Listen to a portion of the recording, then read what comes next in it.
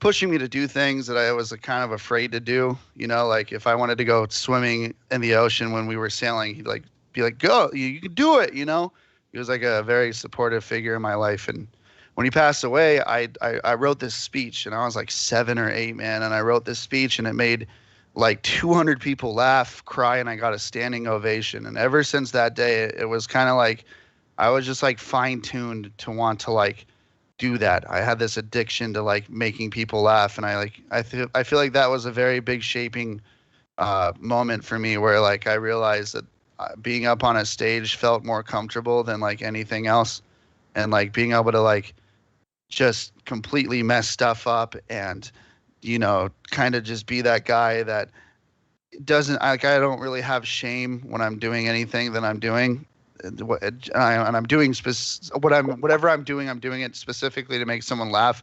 That makes it kind of worth it to me. So I don't know. That's kind of like where the basis of my entire channel and like what I do for a living comes from. It's just like I like to make people happy. And it shines through. It genuinely shines through. And I can see that from the reaction and the time you take with people and the way that you treat people and the way that I can see people's reaction are so genuine, and you're not there just putting on something. It's to get those emotions out of them if you want to go and play and have it hit those people a certain way. And that's a real crazy intro story for your first ever performance. Yeah. And again, as a 7 or 8 year old, did you have training before that? No, man, it was like the craziest thing. Like no one helped me with the speech. My parents didn't know I was giving a speech. My grandma was the only person who knew. And like, I wrote this speech, and I just remember it was such a good feeling, especially after having someone that was so close to me pass, to like have that level of like, being able to give people what I wanted to feel. I think that's what performing essentially was for me. And what I realized really early on is like being able to like get a reaction out of people and be able to like share with people how you want them to feel, and being able to like see it happen with something that you're doing, like a talent, made me realize really early on, like, yo, I can't.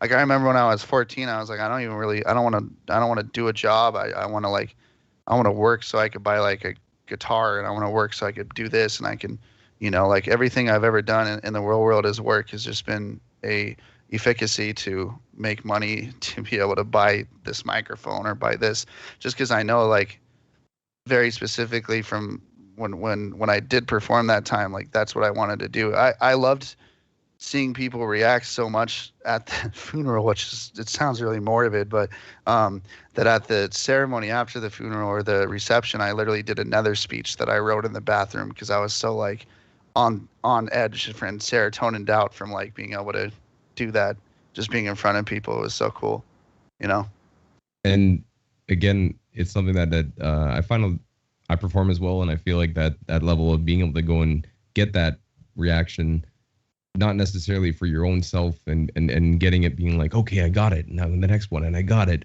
but being able to go and see a genuine reaction and seeing someone genuinely smile, and genuinely, if someone's having a tough day and you can brighten it up, even if it's just one person, it makes it all worth your day. And I can feel that from you though, man. I can see it in videos. I've met you in person, obviously, but I can feel that from you. And it's like, it's lovely to see that you're pursuing it in such a way that you're going to be able to, you're just getting bigger and better. It's just growing and growing and growing, and you're doing more and more and more. And I'm very proud and happy for you, man. Thank you, dude. It means a lot coming from you. You were like one of my first like big people I met in the beatbox scene, and I don't know if you realize this, but you shaped me a lot too, because you were the first beatboxer I ever met that was like grinding. There's a lot of beatboxers out there that kind of, they go to tournaments and they chill at home and that's all they do. But you were like the first dude that was like, I remember when I hung out with you, you're like, I have a show tomorrow, I have a show the next day, I'm trying to set something up to do a double day on Saturday. Like I want to buy a house. I want all this. Like you were the first person that I met that like really showed me like it was like manly. It was cool. It was like you were like hustle culture with beatbox. And that's a good thing to have as a beatboxer, because it's really hard to like make it something monetizable, and you just on pure will, were able to do that very early on too. There's a lot of people who are streaming now and doing, all the right avenues to make beatboxing more you know, bodacious for money and, you know, for financial security. But you were very early on one of the first people that I met that like kind of shaped how I wanted to go about business. And, you know, so it means a lot coming from you, dude, honestly. I appreciate that. And I'm glad that I could have given you a step or pushed you in the right direction, or been something that you could have seen and said, maybe that's, you know, possible. Because I love to see where you've taken it, and to know that that might have been a small piece of it makes me very happy. Thank you, dude. And thank you, you know, for giving that to me. Again, I'm happy to see where you've gone with it. And again, you're already at what? You have one channel at 700,000 subscribers almost, and another channel, your secondary one, at 160,000 subscribers. Like, yeah, it's just growing and growing and growing. And the way that it's grown is it's incredible. It's actually incredible to go and watch, and to see that. Another thing I love about it is the idea that you've taken beatboxing and not used it necessarily strictly as you've gone through the tournaments. You've done that, and we'll talk about that as well. But like, you've taken it as a piece to the puzzle of what you are and what you were doing, what you're creating. And it doesn't have to be the only thing. Even if you're excellent at it, even if you're, you know, at the forefront of it, you can still go and use that as a tool to go and make something bigger. And that's the thing too that you said in one of your videos of how to become a beatboxer, and where you gave a little rundown of here's the equipment that you should get if you want to go and start performing, busking, practicing.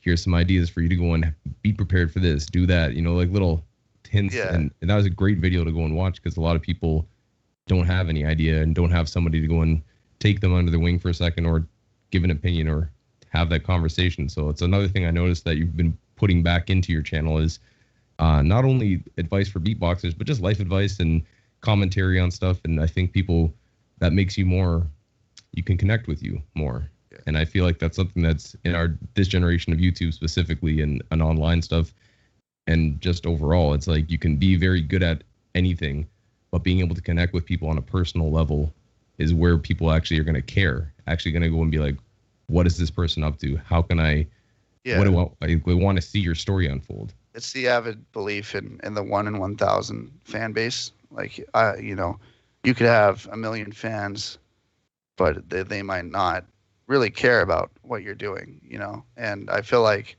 a lot of the basis of my channel, I went to school for marketing too, and social media specifically. And one of my ideas that I like created while I was a marketing student is like the idea that you should always try to like be super consistent in sharing your values, so that you get a audience of people that kind of care about the same things you do and might be able to relate to you more. And that's kind of like why, you know, like how to be a beatboxer. I did that tutorial video, and it was like a super philosophical video. Basically, I'm like kind of I'm not explaining like I'm explaining gear, but I'm also explaining like what you should be doing as a person to become a beatboxer, which I never really like. You don't really see people will be like, here's the sound, you know, and then they'll describe that for like, you know, 2 months, or I mean, sorry, 2 minutes, and that's like most videos for tutorials. So like that I was going through a phase there where I like really wanted to, you know, kind of get those 1 in 1,000 fans, and I wanted to like show them like my belief set and give them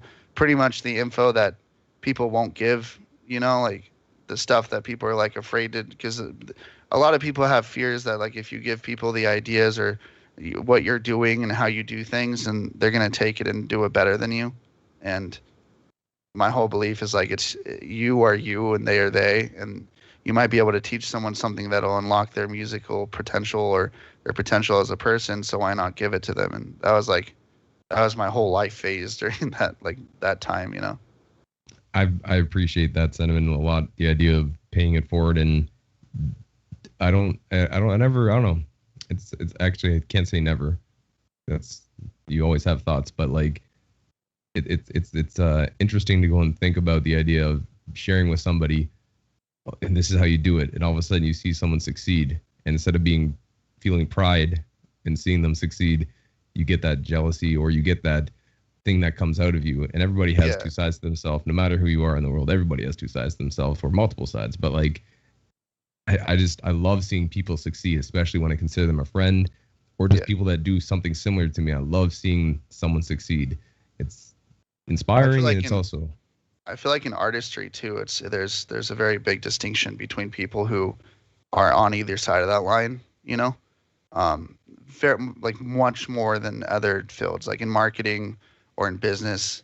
When you see someone succeed, I feel like it's a lot less impactful than like if you're an artist doing the same thing as somebody else and you see them doing something. And I see this a lot with beatboxing right now, which there's people that will be out there and they'll be like, he's not that good. I bet I could do sound. He's not that good. And you know, you kind of, you know, he shouldn't be with that guy. He shouldn't be that popular. And you get these people that kind of have that mentality, and it's kind of like, I feel like it's up to us as people that, you know, have helped to shape beatboxing and helped to shape the specific music form that we're in, to like show that you don't need to have that mentality to be successful. That mentality is in fact going to make it seem like you're just kind of a bitter person. And I've been there. I've done that. I've had my fair share of, you know, not doing well and taking it out on other people. And everyone has that side of them. But when you completely encapsulate yourself on the side of, you know, the bitterness, you're never going to, you know, like you're never going to have the confirmation to yourself as a person of like seeing success and realizing that you can ascertain that too. And realizing that like, just because, you know, it's the whole idea of, and I've told this to some YouTubers, but it's the idea that like everyone's on a rowboat, right? And if everyone's rowing, then guess what? The rowboat's going to get to where we're going faster. But if you have one person who's rowing super fast and you have somebody that's not rowing very like at all because they're mad about the person who's rowing fast, then that rowboat's going to, you know, go pretty slow. But hey, the guy that's rowing really fast might be covering what the other guy would have been able to row.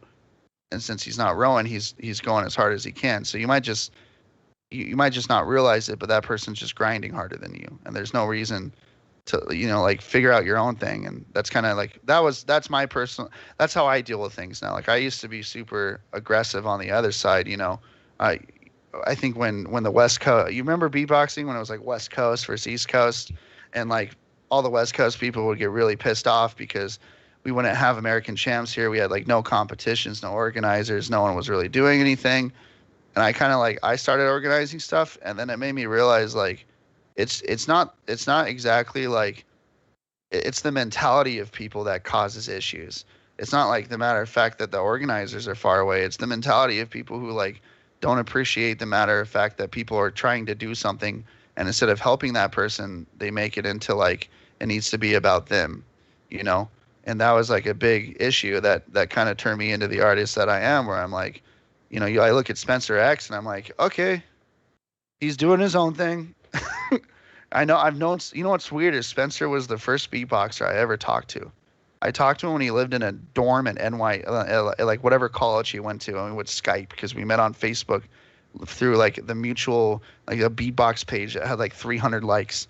And I talked to that kid all the time, man. And it's weird to see him grow up. Like I kind of saw him, you know, go from a cappella group to this to that. And, you know, you can hate on him for his skill set and stuff, but it's also like, bro, like he's making money.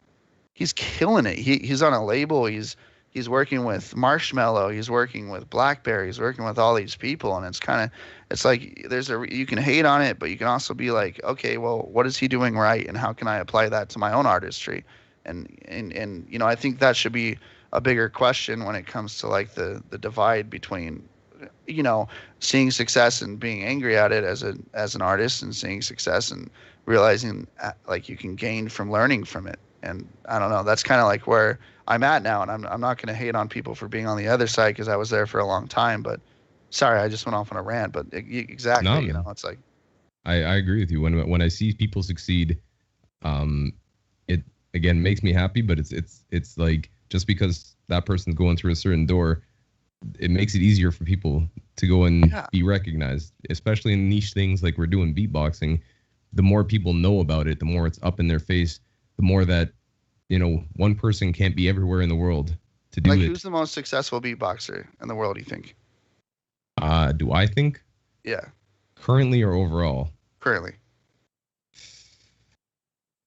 It might be Spencer X. It might be Barry Wham as a group. It might be... I would say Reggie Watts.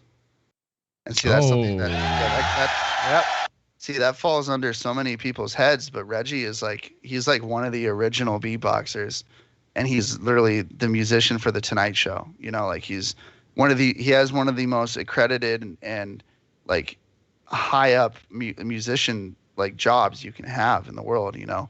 And it's like, to me, it's insane because I think beatboxing tends to focus on like new really good sounds and like new people and stuff, but they don't understand that like there's people that, and you said this to me, where like I took beatboxing and I use it still in everything that I do. And that's what I realized from watching people who were extremely successful with beatboxing is like, you know, they might not be doing, you know, just like routines and stuff all the time. They might be taking their beatboxing and editing it into a song, or they might be beatboxing and then doing moan noises over it and like doing that for as a comedy act. You know, like they might be doing beatboxing, and I worked for a group called Fungineers, and they just like, you know, they dress up as like pixie fairies and do an adult show at festivals, but they do it very well. And it's just a beatboxer in a puppet costume who absolutely kills it. You have all these people who utilize beatboxing to be more than just what it is, and that's like kind of the realization for me was art doesn't need to be specific and it doesn't need to be purist. And I think that was a big issue with like the competitive scene and you know, the scene in general, where like people, the moment that you're not like doing, you know, people all of a sudden are like, yeah, it's not fresh, you know. When it's like, man, I've seen some of the cool, like Verbal Ace's live show is one of the coolest shows I've ever seen a beatboxer do. But people like, you know, are still like, he's the SpongeBob guy. But I'm like, dude, homeboy's doing cartoons that are out of this world. He's, you know, like there's just so many people that are doing crazy creative stuff with beatboxing. I feel like, you know, that kind of led me to have that whole mentality of just being happy for people, rather than like comparing my art and like my beatboxing in its raw form to other raw form beatboxers and being like, well, I can do that better than him, you know. And I feel like that's like an important thing for me. I don't know. I just wanted to get it out there. 100%. I had Verbal Ace on the show as well, and getting to see more of what he did and where he's going with it. And I saw it on Facebook too. That man just bought himself a house. Boom. Yeah. Doing big boy things and succeeding. And again, it's not when you take yourself out of the competition, not to say that competitions are bad. I mean, take yourself out of that mindset of competition when it comes to the other 364 days of the year that competition doesn't land on. You'll exceed your expectations and be able to go and keep on pushing forward with it, I feel. Because when you're always thinking about, again, it's pushing, it's training, it's getting better, refining your craft, improving is definitely a necessity to go and improve yourself as a beatboxer and stuff, but also thinking about it outside the box and starting your own lane, picking the only thing that you want to go and do with it and start running that way. You can really gain traction. You can go and get shows. You can go and whatever it is that you want to do, you can obtain it. You just got to work at it, right? Yeah. I mean, and there's plenty of avenues to kind of push yourself in whatever direction you want, you know. And like, I feel like there's a lot of beatboxers I've seen that like kind of have started, you know, playing instruments and doing things in the traditional music scene, which is good. I think that's good, you know. And I think that's something more beatboxers should focus on. Like, I remember when I went to your house, you had a piano and you were like practicing scales so you can learn how to like warm up your bass.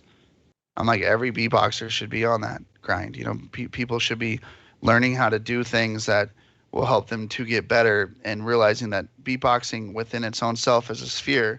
You know, like you can do this and still make the sphere bigger, you know. You can do stuff outside of it and still get better at beatboxing. You know, like I've been singing a lot more than I used to for like 4 years. I could say like I could do a lot of stuff musically with beatboxing that I never could have, you know.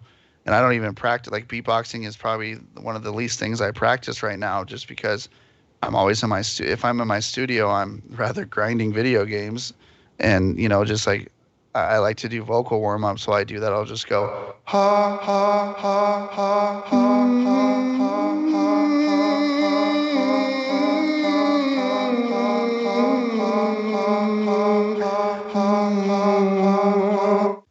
I'll sit there and I'll do that for 2 hours, you know. And I like I like, I like doing other things outside of beatboxing, but then you take that and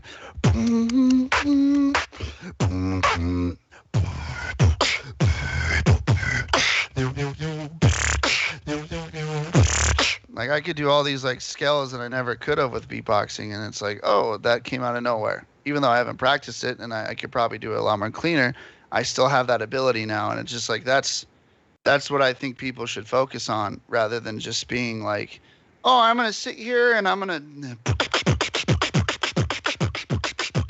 they do that for 3 hours. I'm like, hey, just learn how to play the C scale, and just start beatboxing to it, And that's that's what I think I've been seeing a lot more, and I think it's more encouraged, especially with Swiss, like allowing more freedom with the loop station battles in terms of like second device and stuff like that. I think that's been very helpful to see people get out of the lockness of, just being within the RC 505, or, just kind of just using your voice and not maybe your audio engineering knowledge or your production knowledge to create something that's completely outside of the scope of what the RC 505 could do within itself, Those transferable skills that you can go and apply to beatboxing. And again, the singing thing too, like I've seen you actually not beatbox, just play the guitar. And that's where I saw videos, and after some digging, like some of them there are a lot of them taken down and stuff, but you were already recording yourself singing and doing videos at like 11 years old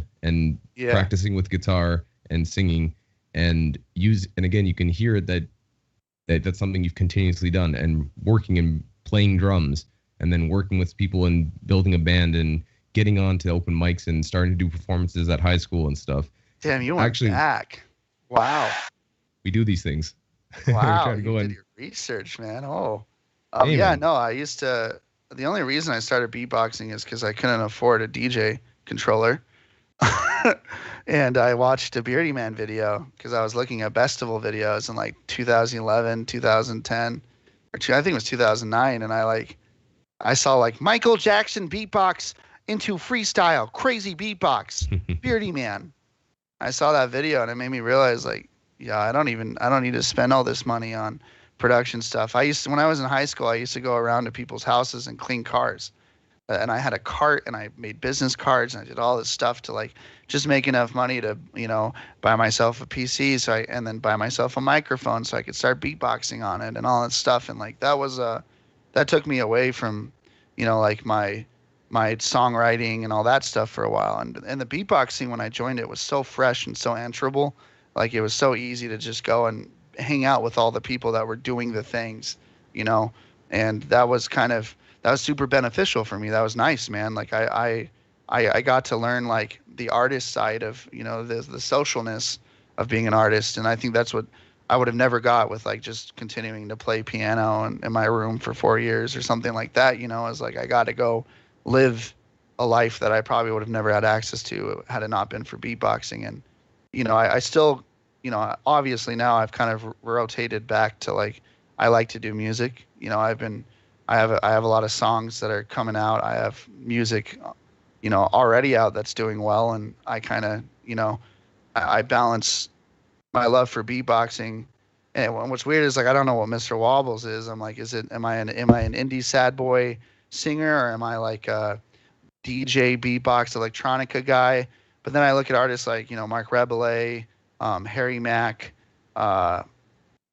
Square Pusher, Mr. Bill, Beardy Man, all these people that are like, they'll sit there and they'll make, like look at, or, Ween, just people that will do all this random music, and then, it's fine because that's just what they do. So that's kind of what I want to create Mr.Wobbles to be, is like, maybe one day I'll release like the typical drop produced, but then the next day you're going to get, can I sing you a song? One of my songs? Yeah, I've been listening, and you can guys make sure you check out the Spotify. Most recently, Stick Around is on there, and I want to hear some tune. Play for the people. Let's go. All right, let's just stick around.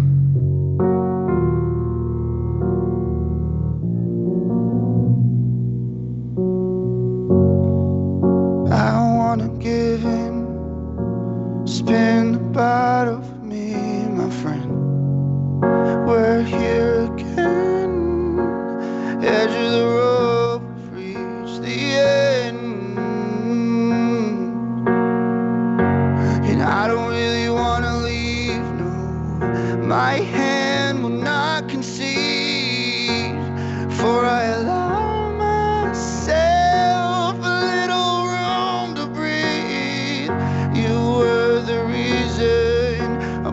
burned it to the ground. We were the people that I thought would stick around, stick around.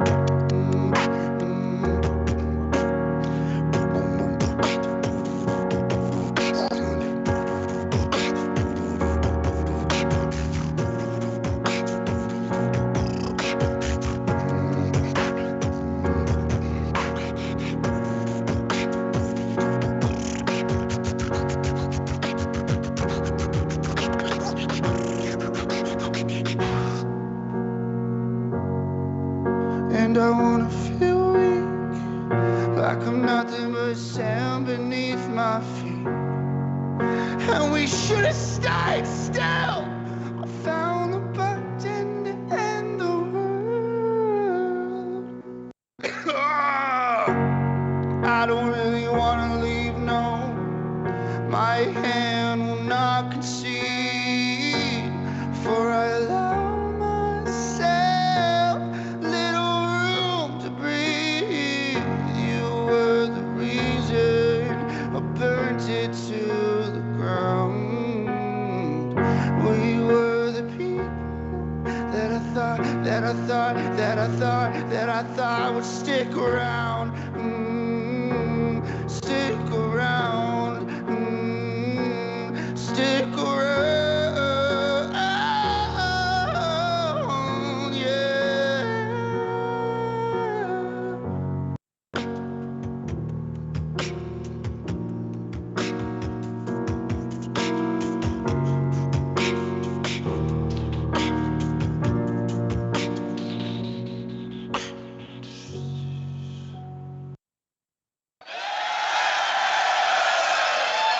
Yes. Yes, sir. And that's an original. Yeah, and see that song, like I made it when I first sang that song. I originally had beatboxing to it, man, and beatboxing helped me to create the beat for it, helped me to think about how I'm gonna structure this song, and maybe it helped me to like think about, you know, how I want the bass to be. You know, like I use the bass line is completely formed around.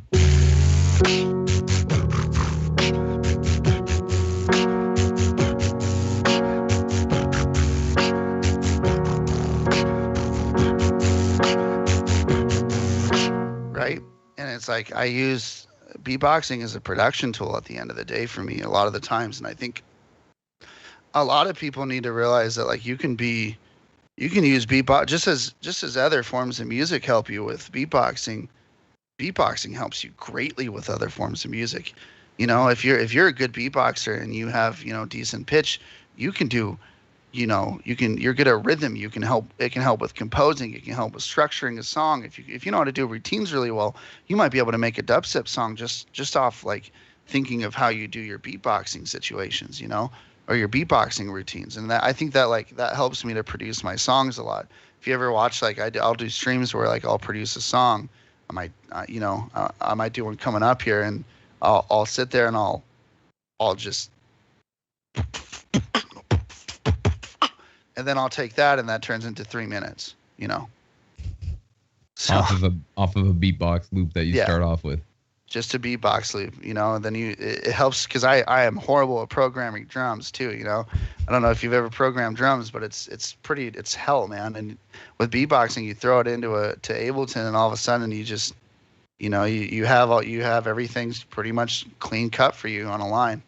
And you've been also, that's another thing that you've mentioned, is the idea beatboxing was because you always wanted to be a producer. You always wanted to be a producer, and it was something that you could do. And you've also done non-beatbox tracks and tracks that have just strictly production that have it. Like you did a run of them, and I saw like Sit Boy, Fuss and Fight, and some other tracks that you had. That's a weird phase in my life. Something saucy with, and you worked with that guy Will Weiland. I think that's Will how you Weiland. pronounce it. Yeah, shout out Will Weiland, dude, Minnesota, man, represent. He's really good. So I kind of, when I first started YouTube, and I did Uber beatboxing first. Yes. And I did that because I was working like 80 hours a week, and I wanted to make as much money as I possibly could because I just moved out, and I lost a job. I was working as a weed trimmer, actually, which was completely illegal where I was. And I was working 70 hours a week in Compton, and I would go at 5 a.m. and I would trim for 15 hours, and it was miserable, man. So I quit that because they tried to pay me like half of my pay because they messed up the grow op, and there's this big drama. And I started working Uber the next day, and I worked like probably just as much as I would. I like slept in my car, and all this stuff. And there was this one time where this girl fell asleep in my car, and she passed out. It was like July 4th. I quit July 1st. July 4th, she passed out, and I took her she lived in USC, and I go there, and a cop comes and like, wakes her up, and he's like, man, like you need to get a like a GoPro in here or something, man, because if you don't, she could claim that anything happened to her, And I was like, oh, okay. So I went and got a GoPro, and then, people would ask me what I'm doing, and I'm already recording the ride. And then, I'd be like, yeah, I'm a beatboxer. So I would beatboxer them. And then, when that just blew up, like I put one up, it got on Reddit. It's a very easy idea to understand. Other people started following suit. Harry Mack, you had like this other rapper that started doing it. Everyone started doing that idea, and I was blowing up off it. And I was like, I'm going to release as much music as I can. So I made some horrible, like just stuff that I'm not like. Fuss and Fight was really good. I like Fuss and Fight, but all these other songs like Sip Boy and stuff was just kind of like the start of my production. And I've spent like the past 3 years like really refining all those skills, and I want to come out with something that I want something that's a certified, banger, man. I don't want to come out with some like random stuff. I want stuff that like people are going to listen to for the next 20 years. Like that's the type of music I want to create. I want to make something memorable and, different. Like a lot of my music is housey now. Like I really like house music a lot, and I plan on doing something like down like mellow house-ish, and that's like going to be what I'm going to take my brand and all my artistry towards. And then I'll do live looping and stuff. But it'd be really nice to just be able to be like, and have a song that's like. Just something.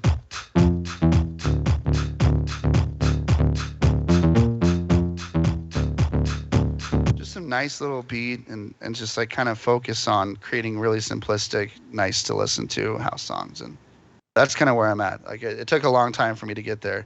I love reggae. I can do reggae super well because that's how, if you went through my stuff, you saw like I did a lot of reggae. I grew up listening to reggae pretty much 24/7. And I thought I was like, I want to do that. I'm actually gonna, I'll do covers and stuff, but I think Mr.Wobbles as an artist is gonna go the direction of like where Fuss and Fight wanted to be. And we're gonna go from there, Well, I mean, first name being on YouTube, Reggaeton One definitely gives away an idea of what you get involved with, and you can see it again though too. It's all these things obviously build towards where you are now. The playing the guitar, the singing, the playing of drums, and the comfortability of starting to put yourself as a performer and also filming yourself doing these things, and then going through and put you again. You've done the beatbox battling. We'll talk. I could ask you that as well, but you've been in beatbox battles. You've been done, beatbox camp. You've been in all sorts of places in the beatbox like world. But when it comes to music wise, you don't even at points you don't need to beatbox to go and still deliver who you are through your music.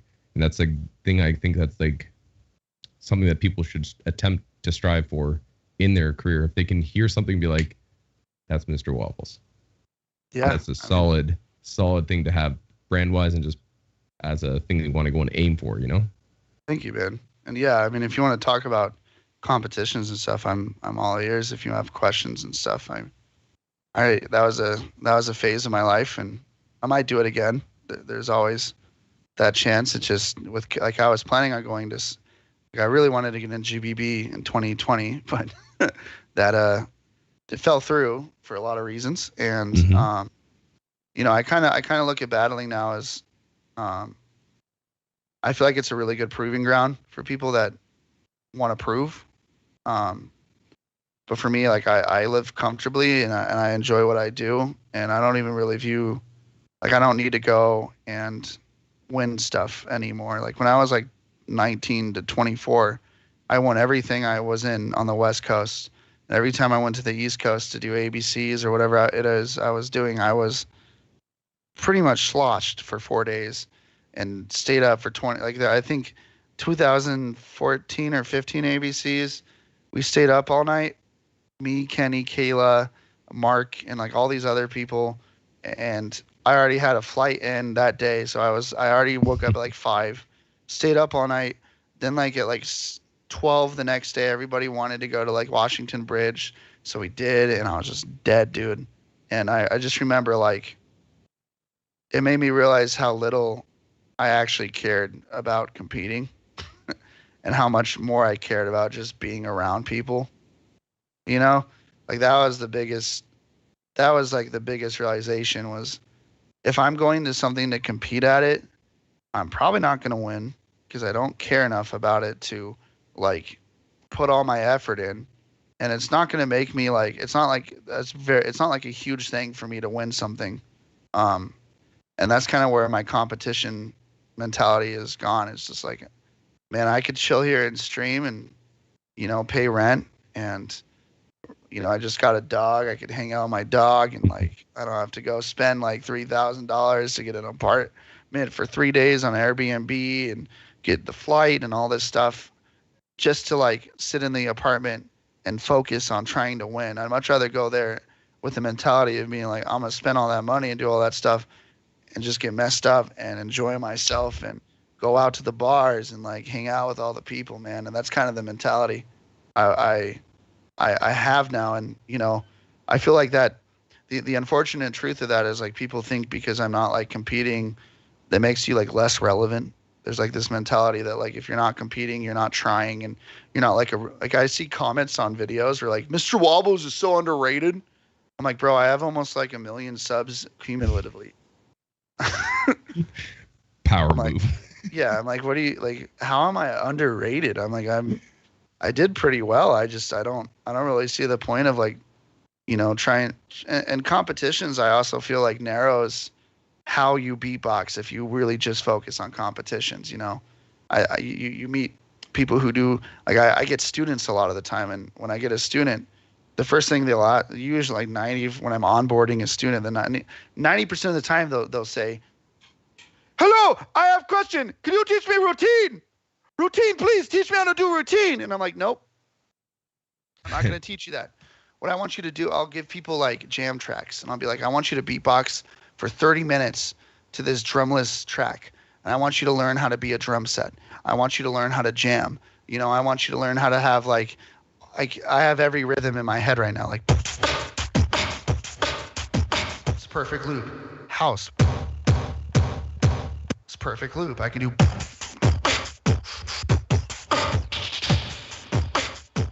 dubstep, like I teach them how like rhythms and knowing tempos and having timing is everything, because at the end of the day, if you go to a show and you've done it, you go to a show and you do your routine, and then there's like a lot of downtime where like you kind of just have to be like,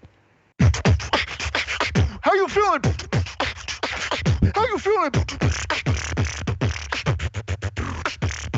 You just got to do like random freestyle. Like I think freestyling is something that when people are quintessentially just trying to be competitors, it affects their ability to do that side of the spectrum. And obviously there's some freaks out there that are amazing at freestyling and competing.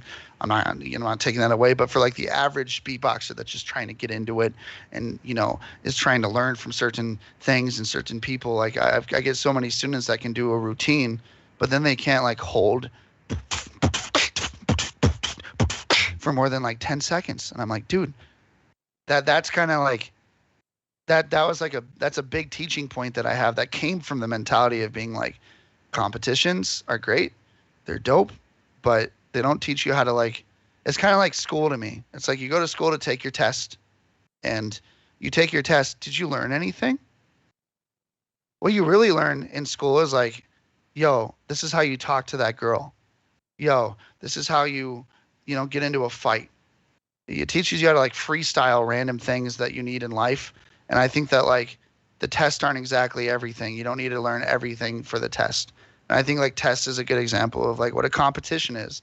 And, you know, like the school is like going to events and, you know, just learning from those events, hanging out with that one person that you always have. Like when I got to hang out with the Reaps, and I was just like in awe. I could barely talk to him. I was in awe.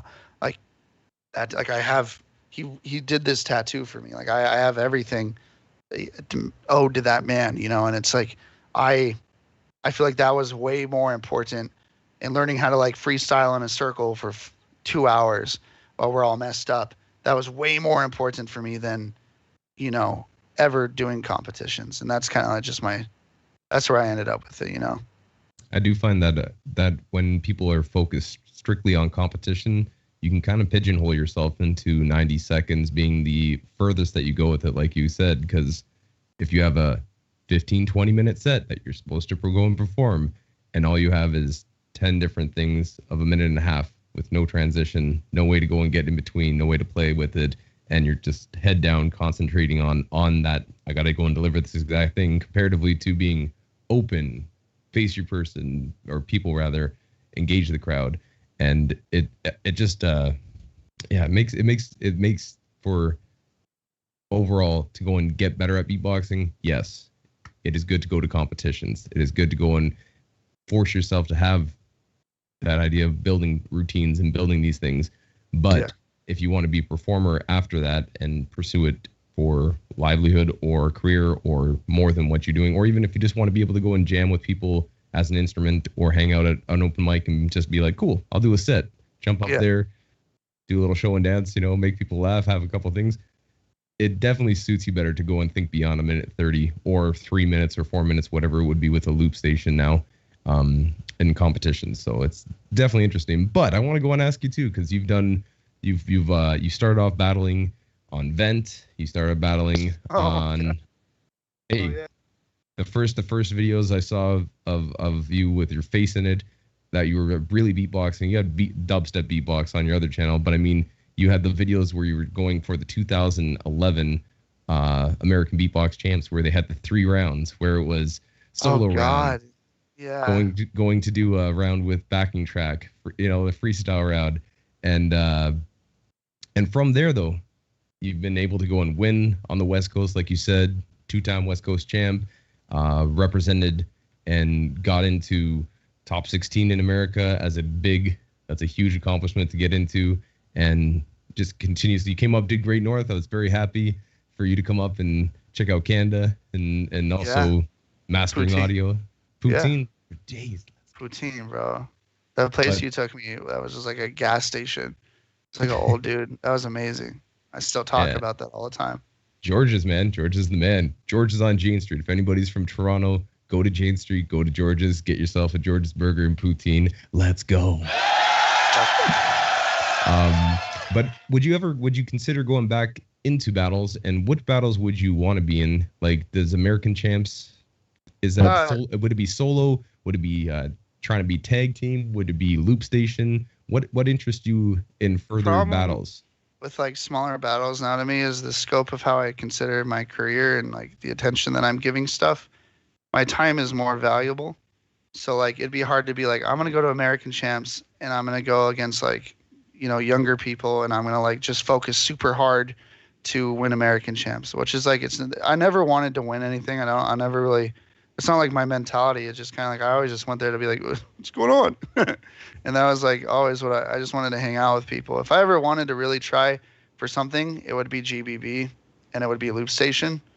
But I would have like, I have to, like, I'm still learning how to loop, man. Like I've focused so much on instrumentation and beatboxing in terms of like learning rhythm and just focusing super hard on learning, you know, music theory and improv skills, and also the audio engineering side of it. You know, every single one of these instruments is something that I've created and, you know, worked on.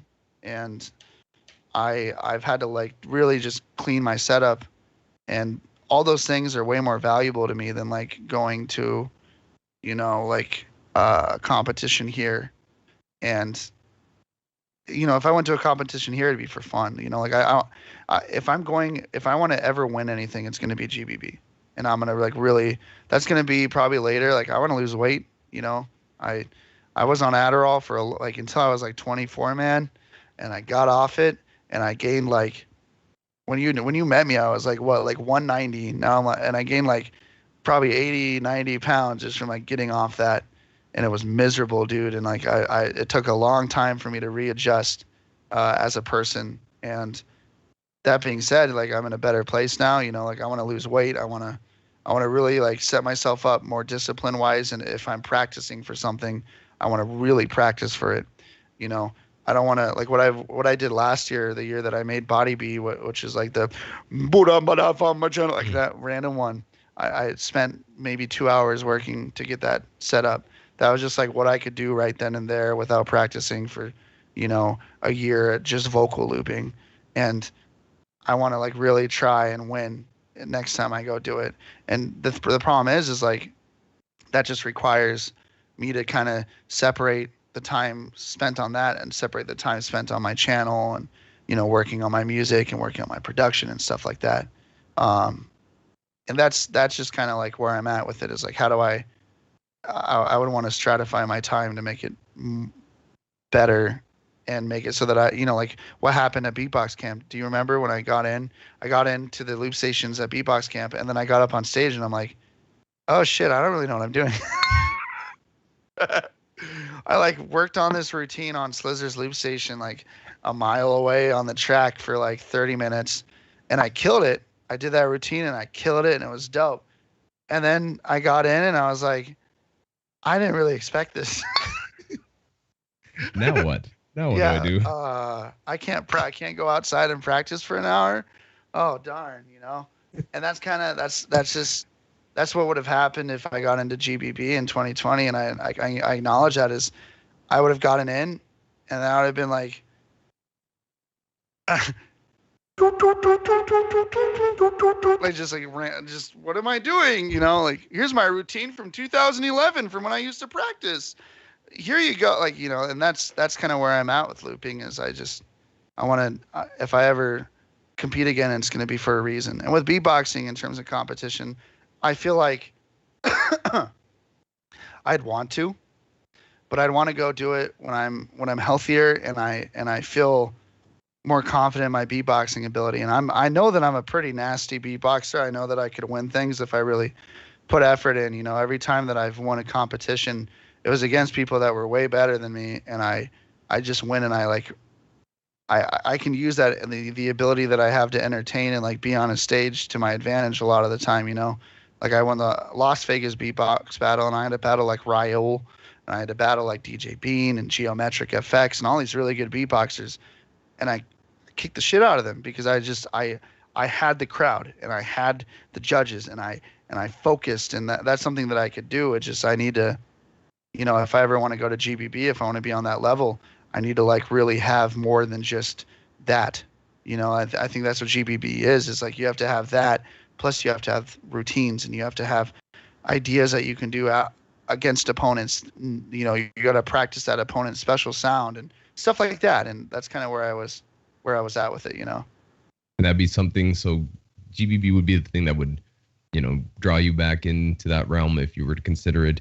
And going and actually taking it seriously, not just I want to go and see my friends and hang out and share those social moments rather. Which I'm probably going to do anyways, because now I have a little bit more financial security to be able to be like, I'm going to go to Poland. Back in the day, like every event I went. Another thing is every event I ever went to, I'm not a rich kid. I had to like take out so many loans. I took out credit cards and just lived in debt to just go to New York City or do this or do that. And it was stressful, and it caused a lot of stress for me to like kind of have to live within the confines of, I took out a loan, so I can't go do this now in real life. And I took out a credit card. I have to pay this off instead of buying this piece of gear. And that was kind of like my life for a while. And, I worked really hard to like not live in that. So now I can kind of go, and maybe the social aspect might even be nicer than it was when I was already stressed out about having to go and do kind of stupid financial decisions to go to places. So I still would totally go for social aspect. If anyone wants to go to a battle and they're not in and they're bitter about it, just go, dude. It's sick. It's going to be dope. You're going to meet people you're just gonna be in like a room with Napalm, just like chilling, you know. You're gonna like, or be in like a room with Kenny Urban, and he's gonna like flex his titties on you and like teach you the throat whistle, you know. Like there's so many random moments you're gonna have that like will shape you as a human being, and there's so many great people in the beatbox community that are so positive and, you know, will help you to get out of whatever mindset you can be in if you're in a toxic one. And that's something I think everyone should hear is, you know, it doesn't matter if you win or lose, just the people are what matters. So 100%. Like, and I also, another thing that I feel, and this doesn't speak for everybody, obviously, but it's been my experience that no matter who you meet, everybody's just, you know, for the most part, friendly, willing to talk to you, willing to share ideas. And you could even see that way back when you did the San Diego battle, Desert Warfare, and you got to go and jam with Litos, and you were just chilling. You've done your research. Yeah, that was crazy, man.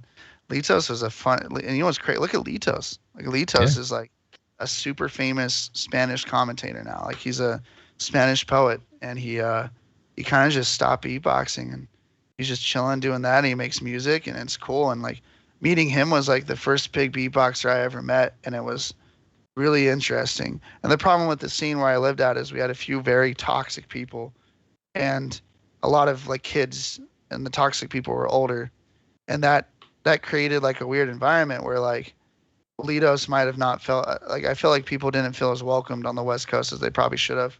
And you know, I feel like we changed that eventually, but it was really interesting to meet somebody and like hear like the toxic people question his ideas, and like there was like this weird drama, and it was amazing. And I was like, this is crazy. This is a beatbox scene, like hip hop, you know, like it was interesting, man. And that was a great experience. And he's a super solid beatboxer. I wish he still beatboxed in the scene, but he was one of the OGs, man. It was really cool to meet him. I've had nothing but good experiences with that guy, and I wish him nothing but the best. And maybe one day we'll have him on this show. Maybe one day we'll come back on a stage. So it'd be excellent to go and see him again for sure. But it's just I love that idea of beatbox camp too, and different places. I just love how open people are. Where some people, as you said, you said that okay, you met Reeps and you're having a hard time even talking to him for the amount that he inspired you, and having that moment, his artistry just really touched you, and you're like, okay, you know, you're talking to him. But when you really talk to him, he's Harry. You know, like he's a great man, and will take the time out of his day to talk to somebody, and doesn't even need to be beatbox related, but will ask you about and be personable and actually take the time. And I feel there's a lot of beatboxers that have that set of skills that will take the time to actually care about people. It was great. Like Reeps, I feel like Reeps and me developed like a pretty good relationship after I met him the first time, and it's crazy. Like that guy was the dude I like worshipped him when I was like a kid, dude. That was my guy that I thought he's so fucking cool. He's so smart, and like that was just someone. It's a really big shock when you meet somebody and they're literally just like, "What's good?" Yeah, hey, you know, and that's kind of that's a big up to going to competitions. And you meet people, man. Like you're an artist, you need to be around other artists. You need to know where beatboxing comes from. You need to know who's doing it in your scene, and you need to see them face to face. And that's important, you know. There's a lot of, and you know, you look at like the Discord scene and stuff like that, and there's so much just like toxicity and aggression in that scene because they're just internet kids, man, you know. And I remember you being on Vent sometimes. There was a Vent server like 10 years ago, and it literally would just have like, it would be like Reeps, like Big Ben, Kareen Effects, like all these crazy people who are huge now, and they would just be chilling, and it was such a nice environment because all these people actively like hung out in real life and stuff, you know. And it was kind of short, it was like small. And now I just feel like the beatboxing has gotten so big, and obviously it's not accessible to everybody. And there's probably really good reason, like there's probably really good parts of that internet scene, and there always has been. But you know, like I think it's important to tell the people that, you know, might think that it's just a competition and they're better than this person and this and that. go meet somebody, hang out with a beatboxer, man. You know, be people with other people. It's good. Be people with other people. Solid. Yeah. It's and that's another thing that I was going to ask you, because you brought up the idea of you having to spend money, take out ridiculous credits, and putting yourself in bad financial states to go and make these things happen. Due to the way things have been for the past, now going on whatever, year and a half, 2, coming up to whatever, like it's been a good long while. All stuff has been, and there's been a lot more shine on the online scene, and people having online presence is a big portion of what's going on, because people have been staying at home for a lot of the year, or however long their countries have their stuff, right? Yeah. But do you think that would have shaped your beatbox career, and in what way would that have shaped your beatbox career had you been growing up in this generation, where the online scene is, as you said, much different than it once was? And also, the positive side of it, I do see this past little bit, I've met so many new beatboxers, heard so many new beatboxers that are crazy, that never have gone to events because maybe they feel more comfortable online. But that's one big positive I've said so many times. But for yourself, what do you think of, that this idea of, would it shaped you differently had you been growing up in this generation, specifically online, and just overall online thoughts? It would have been harder to be less competitive as a person. Like, I feel like the biggest problem that I think kids have nowadays when it comes to beatboxing is they see competition being the main thing that's being pushed out a lot. And just naturally that creates, they don't like, and this is something all the pros will always say, and all of us would be like, no, it's the people think that it's like, if someone's mad at somebody at a stage and they're like, yo, suck my dick.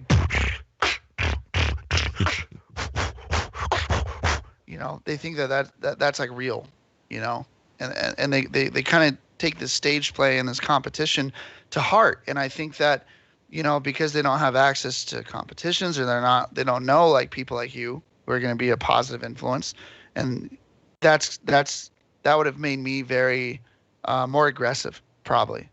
I understand them. I understand, like, sitting at home, maybe not having the best situation, home-wise or life-wise or whatever, beatboxing and being good at it, and then like not being able to do anything with it, because you feel like your only avenue is competition, and then you have to be better than everybody, so you kind of have to ascertain an ego, and you have to use that ego to abrasively lash out on other people, and that's kind of like where I probably would have been. But I was lucky. I got in early with, I met Al Lum when I was 16. I used to talk to Skiller on Ventrilla. Slizzer and me became good friends when I was a kid. I think Slizzer is the person who gave me Mr. Wobbles. Like, I think he helped me find a name. I used to be like Titan BBX or something. So, I got in early with people that were very positive influences. And online, there's always going to be, I think the biggest issue now too is like, there's so many people, and when you have so many people, and if you're a YouTuber, if you're anything like this, you're going to notice the negative speck on the screen, rather like it's like having a tiny speck on the screen and then having a perfect screen that works, but you have a little white spot. You're always going to notice that white spot, and that white spot would be negativity. And people are going to notice that when it comes to like, the beatbox scene or Discord or wherever they're at, you can have 100 people telling you, wow, dude, that was fucking sick. Wow. Exclamation point. But then you have one dude that goes, yo, that was horrible. And you see that sticks out to you, and that's what sucks about being on the internet and being so like overstimulated and having so many different opinions coming towards you, is you take the negative ones because you're so used to like getting the positive ones. And that probably would have, I could understand how that makes people more aggressive, more toxic, why you get people that, comment on videos like, oh, I think that this guy is not good and I don't think he should be competing. The judges do not know what they are talking about. That's why you get these people, is because you have these egos built up from, acknowledging the toxicity in the internet environment and the competitiveness. And it's weird because it's like, okay, you won the Fart Box Online World Champion 2 competition. Okay, cool. What does that make you? What are you doing in real life? What are you doing with yourself? You know, it's like these people win stuff and then they get huge egos for it. And it's like, you gotta ground yourself, man. And you gotta save your fucking energy and protect it. You gotta give the ability to like just be around other people that might have a way better mindset and a way better influence on you than some of the people that you might associate with. And that's just how it is, man. Like I know that I would have been struggling with that had I been born, you know, in 1999 instead of 1993, you know? Mm. And well, and again, I wish people, I would hope people would be able to listen to someone like you saying like that and take away the idea, you know, be a good person. Just and another thing is true as well is as you get a bigger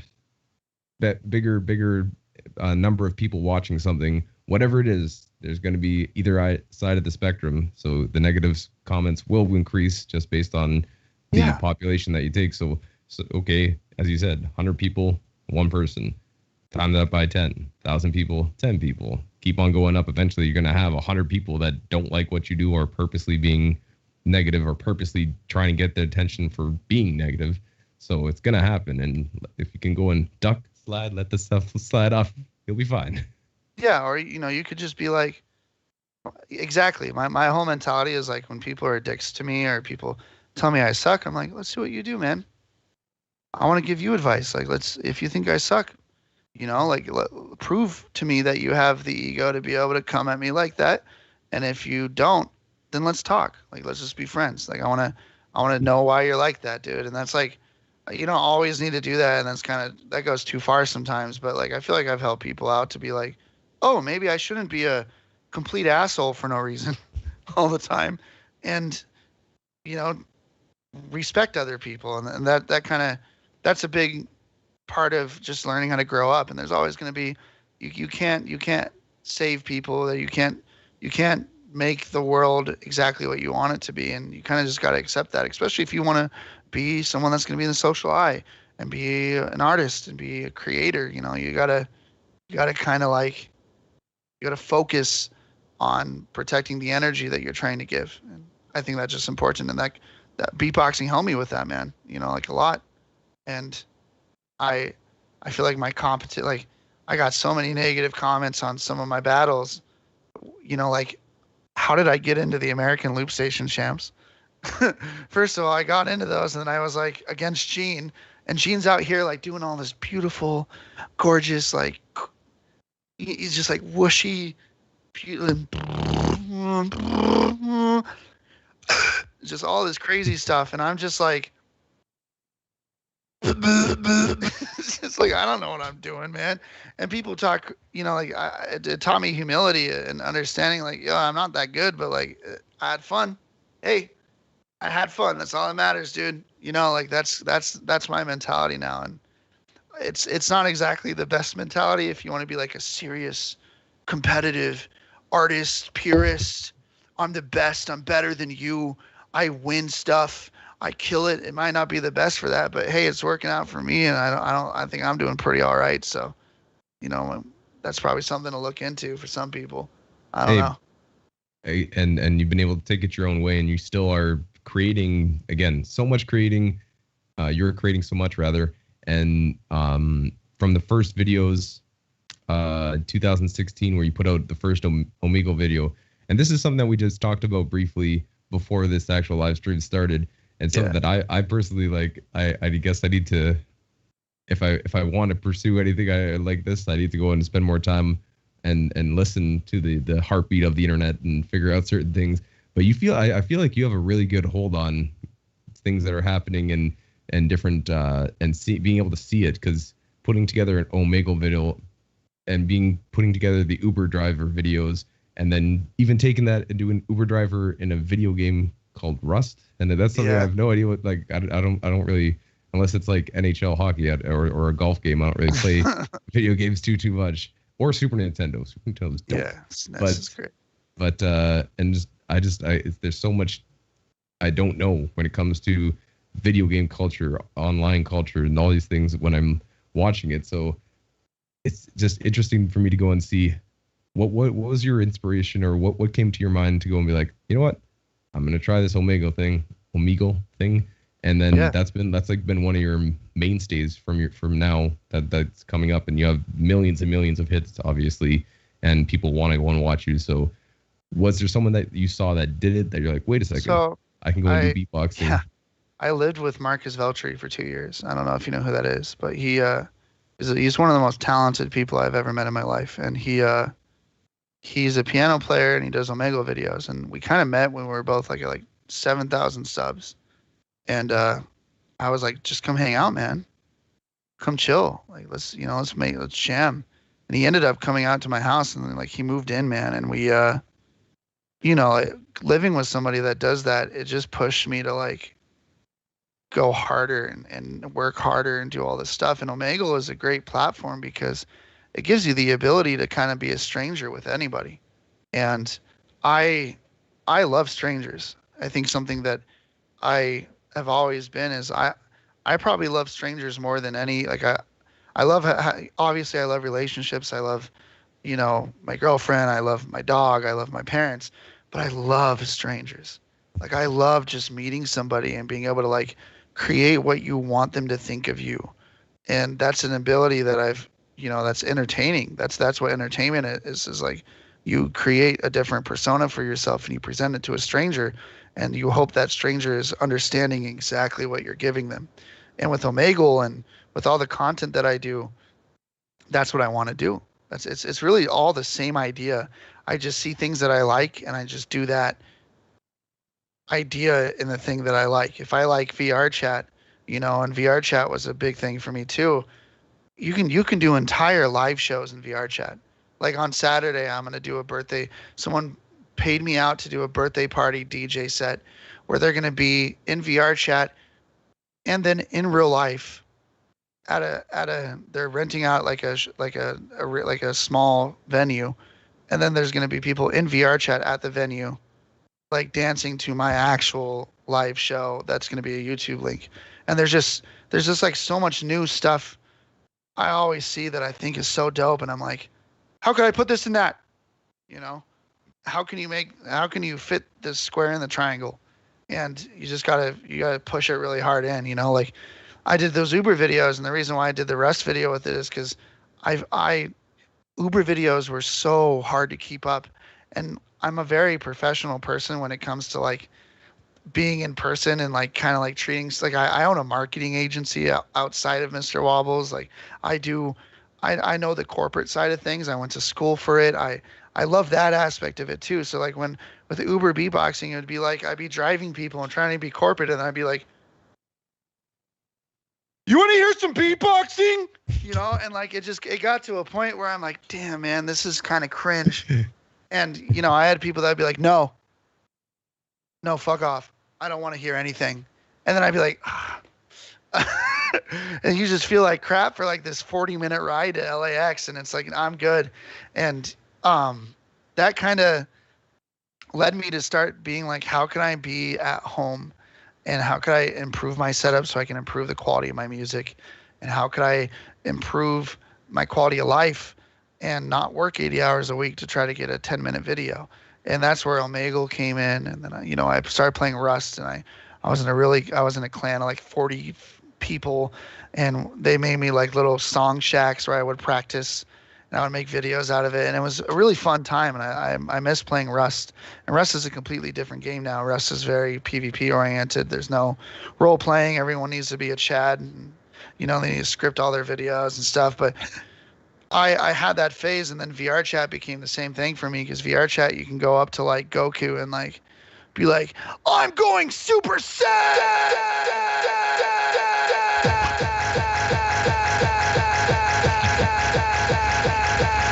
And you can do that because everyone can put whatever content they want into it, and you can just make little funny parts out of it. And I kind of, again, like my whole idea is like, I want to make people happy, and I want to entertain them, and I want to find a way to take my talent, and I want to place it wherever it fits. And online right now is the most magical place if you really look at it correctly. You know, if you're an artist and you just want to put out, here's my album and here's a video of me doing what I do, and I'm very good at it and I'm very good at this, and it's like, no, like take what you do and like fucking get into an Uber car and do it for a driver and record it. Another thing that I learned from being in marketing for so long is like, yo, man, people believe in confirmation bias because people are very quintessentially stupid when it comes to understanding how to like something that they're new to, right? You guys started doing it very recent, the past 2 years, where like if something is sick on a beatbox video, you have Joe just going in the crowd, right? You got BBK doing that, and that's confirmation bias. It's a super important marketing technique, and it's just genuinely like it's the basis of all reaction videos. It's the basis of you guys reacting to like, you know, other beatboxers and stuff like that. It's showing the audience that someone that they like, or maybe just a random person that, you know, might seem pretty cool, likes this. And in doing so, you allow the audience to feel like they're part of the in-group by liking said thing, and it makes them feel more comfortable rather than having to question their own motives for liking something. And, you know, it gives them the ability to be like, oh yeah, this is sick. You know, something's always cooler when somebody else is there to enjoy it with you. And that's kind of like what my videos are also about, is creating that persona of like, yo, I just sang this guy song and this guy threw up from laughing. Pretty funny, right? And you create that, and that's Omegle is a great place for that. I'm gonna, you know, I do it in real life too. I'm gonna start doing more IRL videos on the COVID starting to like kind of get, you know, dealt with in America. And you know, I have bigger plans. Like in the next 10 years, I'm gonna buy a van and I'm gonna go to like different like cities and big cities, and I'm gonna do videos where I like have my full setup, and it's from my van. I can just pull it out and I can like make a song for somebody on the street and react for them right there. Like there's so many things that I want to do. And the thing about YouTube or content creators, you want to be a content creator based around a thing, like a game, or this is the only this is the only beatboxing I do, or this is what this is what I do here. You want to do you want to do content created around an idea. And my idea is like, I want to entertain people, and I want to find a way to create a quality of music that is, you know, surmounting, and it's gradually increasing, and I want to entertain people, and I want people to react to it in a good way. And I think that, you know, a lot of YouTubers, you know, will have slumps and they'll quit on their new ideas and stuff. But then sometimes like you just got to be like, I'm going to push through it. Oh, this video only got 100,000 views. Okay, whatever. Do the next one, do it better, and put it out. And people might be like, oh, I recognize that. I'm going to go for it. And that's what happened with Omegle. You know, it's like Omegles are super up and down in views, but they're all good videos. And if I ever blow up off one video, they're going to have plenty of good content to go look at. And that's kind of my mentality is, you know, you're not making content for now. You're making content for when the future happens and people want to go look at stuff. And that's definitely something that, looking back at all the stuff you did, it's pretty crazy to see that from your first video of Mad World on YouTube to now going all the way to where you are now. You've done your research, Scott. Wow. But yeah, man. To see how far you've come, brother. To see how far you've come, and pushing into new spaces, using technology to your advantage, and trying new things, and thinking outside the box of how to, as you said, how to fit this into this thing. Okay, there's a new thing here. How do I fit myself into there? How can I go and use that and see success with it?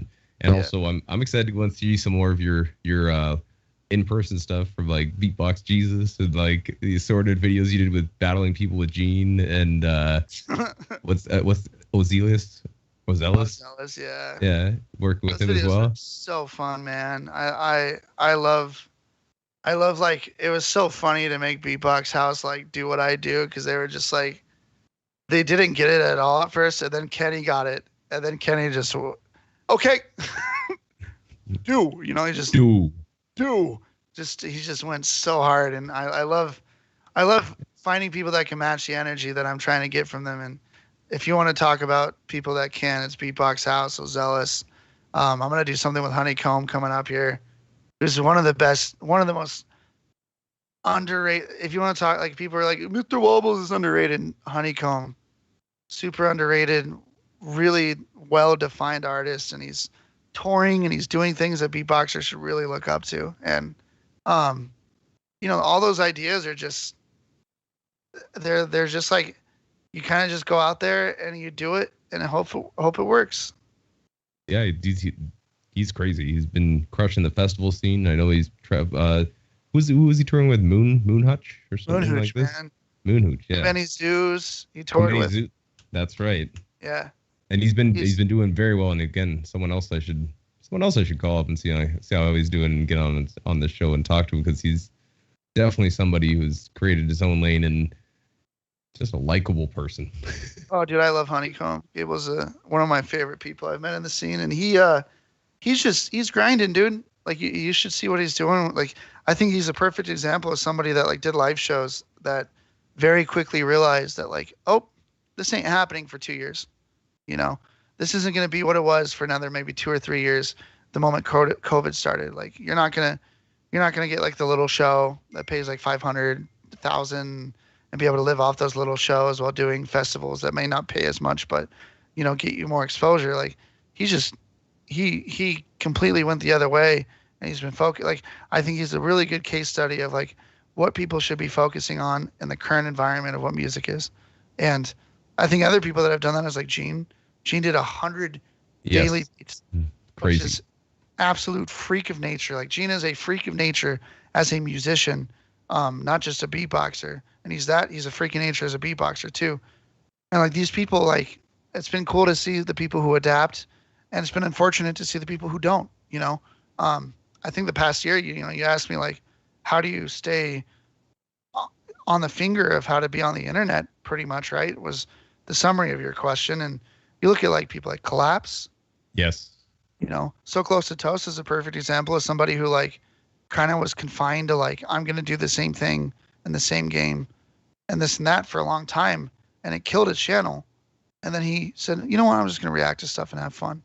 And it's kind of given him a little bit more leverage and levity, and like he's people like that. And Collapse, LM, Raul, you have all these people that are starting to do more internet content and getting better at editing. And, Collapse had this amazing idea where he has 100 beatboxers answer like 12 questions. Yes. I think you're in that too, right? Yes, and sir. we like that's 12 videos. Homeboy got 12 videos off just asking people to do like a 5-minute video for him. And that's literally like one of the most ingenious ideas I've ever seen. And like stuff like that should be talked about because that's completely in his own lane and he's creating his own complete thing. Trung Bao and Chihuahua, they're doing all this cool stuff, and craziness. They're crazy artists as well outside. Like their art is just as good, if not better than their beatboxing. And it's just like, I think there's a lot of ways to keep your finger on stuff. I mean, I do kind of weird stuff where like I sing for waifus and like, sniff, Goku with titties on VR chat's butt and, like sing him a song. But hey, it's fun. Like I do it because I think it's funny as fuck, like, and that's kind of like where I come from. And everyone's doing their own little different thing. And I think that's what you got to do is you got to be like, what am I good at? What do I enjoy? And what do I like watching?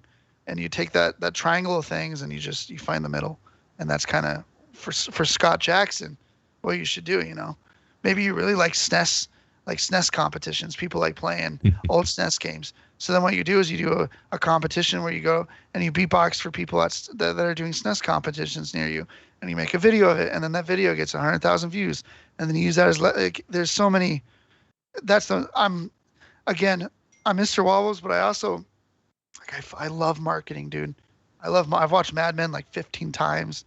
I love marketing and I love helping other people with content strategy. And that's what I did for the Fungineers. That's what I do for Honeycomb a little, or I'm going to. I do that for some other people. And it's kind of like I just really care about helping people to find that triangle of things they like. And, you don't need to keep your finger on the internet. You just got to find your niche in it. And you've also, if I'm not mistaken, I think 3 days ago I saw a thing.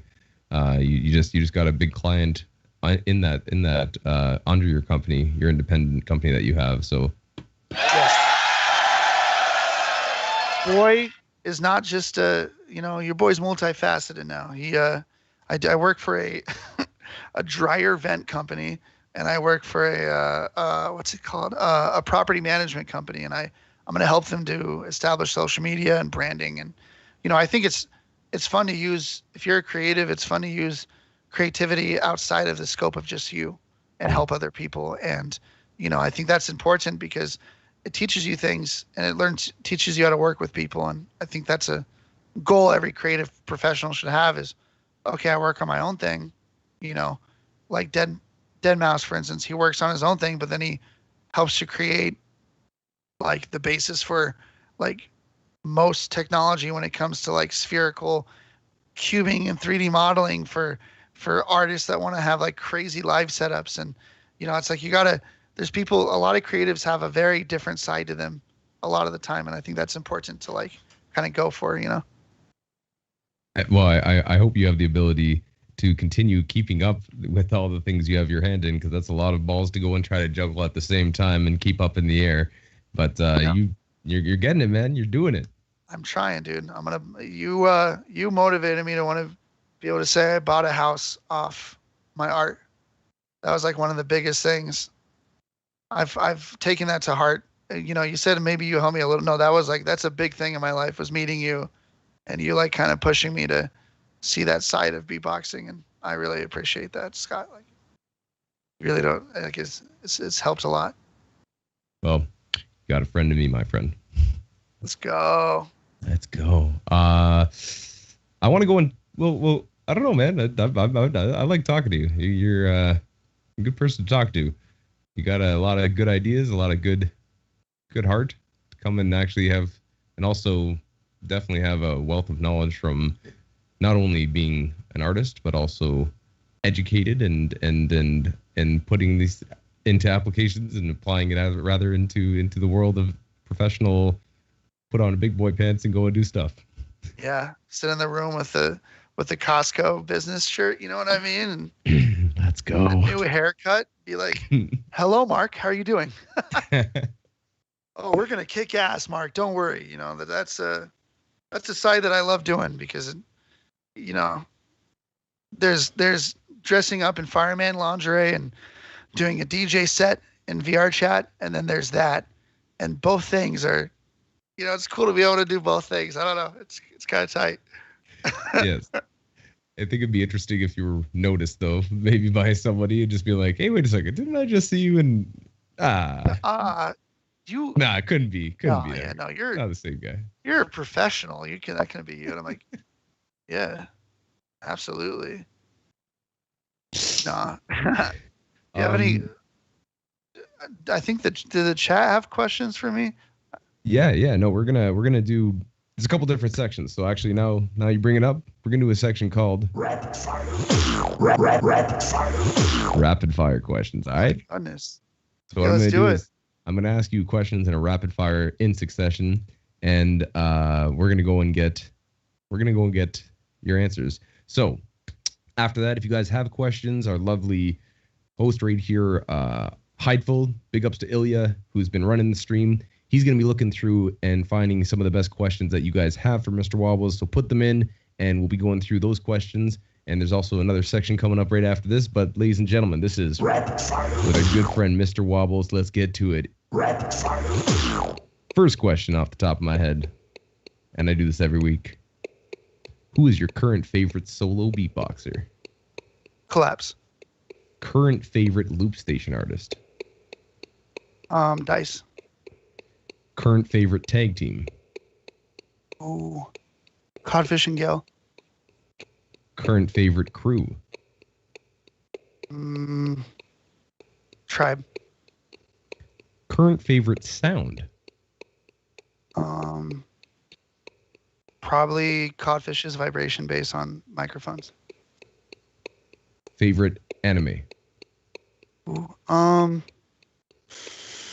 I've been watching Boruto. It's getting good. Favorite anime character? Always has to be Naruto, man. Naruto's the man. Favorite video game to play by yourself? Oh, Mordhau. Favorite video game to stream? VR chat. Favorite video game character of all time? Darn, that's a hard one. That's a really hard one, dude. Probably Cloud from Final Fantasy VII. Favorite restaurant, place to eat? In-N-Out. In-N-Out. Favorite style of food? Oh. Probably Japanese curry. Yeah. Where would you take me for breakfast? I would take you to a restaurant my family owns actually out here. And we would eat brunch actually. We don't do breakfast, but brunch. I like that. Last question is, how many dicks have you seen on Omegle? Rapid fire. Too many. Rapid fire. Rapid fire questions with Mr. Wobbles, ladies and gentlemen. Up next, we have questions from My friend Papuni. My friend Papuni has a few questions for you. So let's go into this. First of all, Mr. Paponi says, my friend Papuni says, how are you, Wobbles? He wants to know, are you going to come to Grand Beatbox Battle this year? Maybe, depending on how a situation goes. I might have a place to stay. But yeah, probably. I might just end up going. I don't know if I have a ticket. Are tickets sold out? I probably should buy a ticket. I think that they're still available, and they might be doing another. Run. Hey, that's my girlfriend. It's Amanda. She got me water because everyone's saying I need a water break. Get some water, yeah. And also, excuse me about that last question there, ladies and gentlemen. You know, I just thought, and I think it. I feel like that's a thing that's come up multiple times when you're on one of those. Oh no, I've seen. So I literally have one of my first Omegle videos is I beatbox for dicks, and I put famous beatboxers' hand or not hands, their heads over the dicks. Too funny. But anyways, ladies and gentlemen, My friend Papuni wants to go and see. So maybe you'll come. He wants to know who is someone that you'd like to have a battle with on the loop station if you had the opportunity to share the stage. Oh man, I don't. Probably MB14. I want to out reggae him. Let's go. My friend Papuni Wants to know. Let me see. What technique is there? A technique that you are trying to learn? Is there some beatbox technique or a sound that you've heard that you're trying to learn? I've been doing. Hey,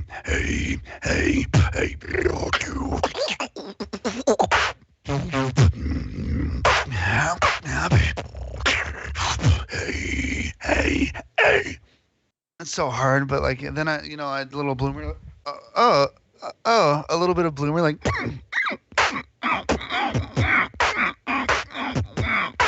I've been trying to learn like all that stuff, but it is a little bit difficult to learn inward bass because I have GERDs, so every time I do inward bass, depending on how I slept the night before, I might throw up. So it's a lot of fun, It's kind of one of those. It's a bad boy, so. It does hurt. Yeah. Gotta practice. It's not even practice, but practice without keeping myself a little healthier because it does suck when I get stomach acid and then I'm like, oh well. That's unfortunate to hear. That's unfortunate to hear. Keep healthy, people. Another question My friend Papuni wants to know is what's the one piece of advice you would give to people if they start live streaming? Have literally no shame. Don't be afraid to do something that you're uncomfortable with. Like be uncomfortable, and that's how your stream is gonna grow. There's so many streamers that kind of stay stagnant because they're just like, what's up? I guess yeah, like you're never gonna play Fortnite. Thank you so much, Cock and Balls 472 for the donation. Really was sick of you, man. All right, we're gonna get back in the game. And also, every time you stream, treat it as an event. Your stream is an event. You're going in to entertain people. You know, there's a lot of streamers that are. I don't even really. I can barely watch Twitch streamers, man, because a lot of the time they're just trying to grind it out. You know, there's this mentality of like, just grind it, just get it done. You know, and that mentality, in my opinion, hurts your stream a lot more. It's kind of like be codfish. Don't be you know, SZA reacts 1493, posts 4 videos a day. Be codfish when it comes to streaming. If you can do one amazing thing every month rather than 30 very boring things every month, do that one amazing thing, because that's going to make people, it's just going to make it grow, and it's going to make it so you can pull content from it, and people are always going to come back to it. And, you know, like, throw a show, make it important, make it people want to come, do a thumbnail, talk about it on social medias, you know, stuff like that. That's the pretty much the only way that you're ever going to really grow as a streamer in such a saturated market, unless you already have a big following beforehand, which for some people, like, let's say Napalm, Beatbox House, you know, Spencer, like people that are pretty big in the beatbox scene, they're not going to have as many issues with that. And also do streams that are relevant to the content that you already do, or relevant to content that you want to do. Like, for instance, I don't really do VR chat videos as much anymore, but I know that I have a VR chat audience. But I'm gonna start doing Omegle streams eventually, right? And but if I do Omegle streams, I need to keep consistent with Omegle content. I'm gonna do production streams, but if I'm gonna do production streams, like, I have an idea where, like, I'm not gonna give that idea out, because there's some people that, there's somebody, you know, there might be some snakes in that water, man. But no, I have ideas that would be relevant to my streams, and you got to kind of create that symbiotic relationship, and also do content. If you're not doing content and you just expect to make money as a streamer and just do streams, you're boring. You're not doing it right. You're just kind of like, you know, I think a lot of Twitch streamers, and this is the biggest issue that I have with that level, with content creators in that sphere, is like, they just show up.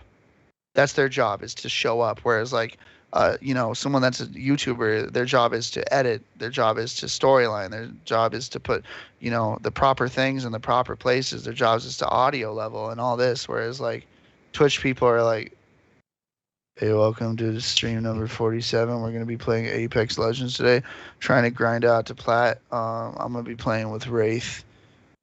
All right. And then they, like, throw on, like, Drake at 99% volume for 6 hours, and then that's their stream. You know, you got to really come out and have ideas, and if you implement them, and sorry, I love that question, because I care about that topic a lot. I'll stop. No, man, I'm loving it.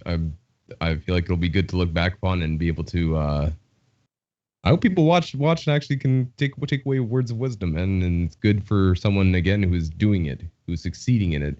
And that's where knowledge comes from. You know, you got to go and get it from the person who's done it before you, and also look to the people that are doing it well to apply it to yourself and be able to maybe take it your own way.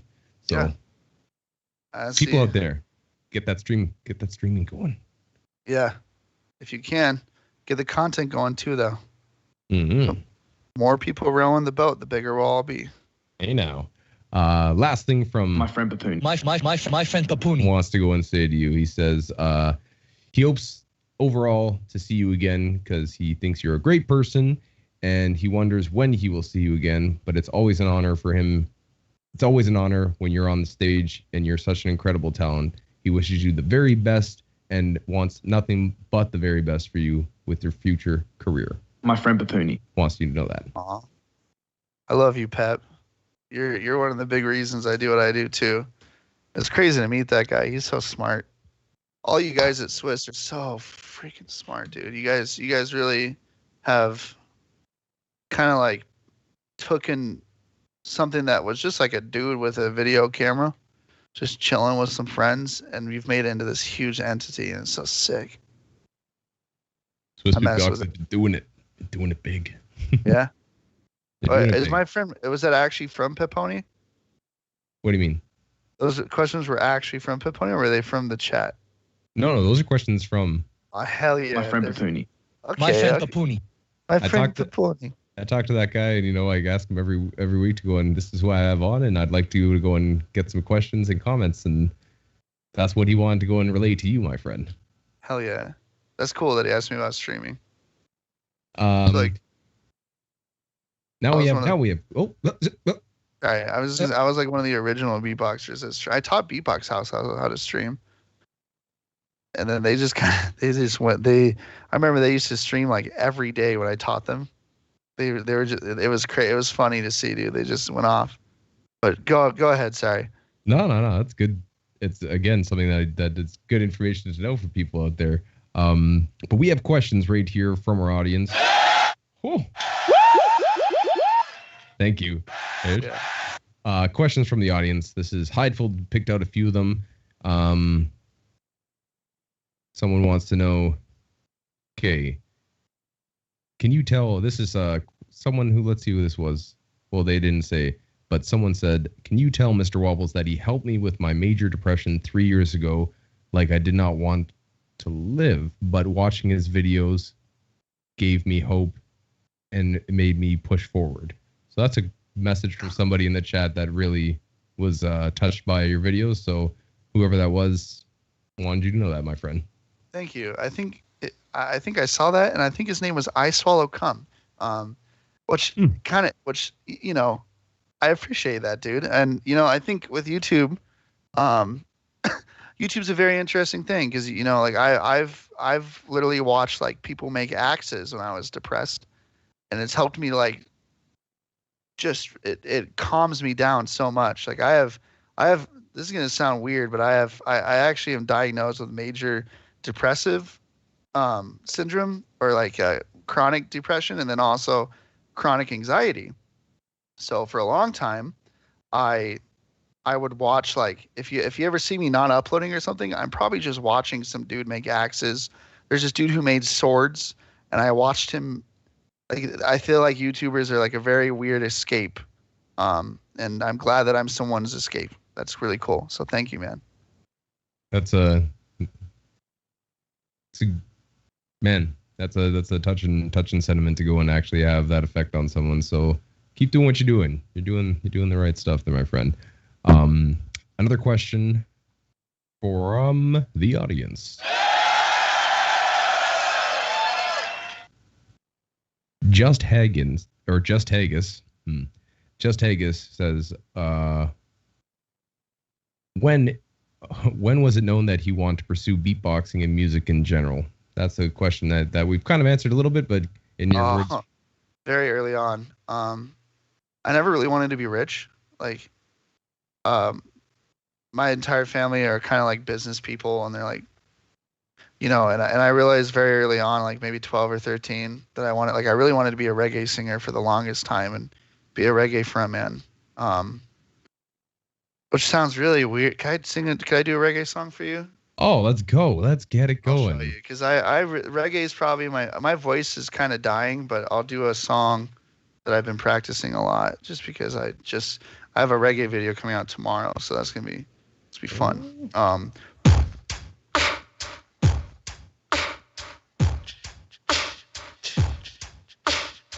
So like I always want to be a reggae singer.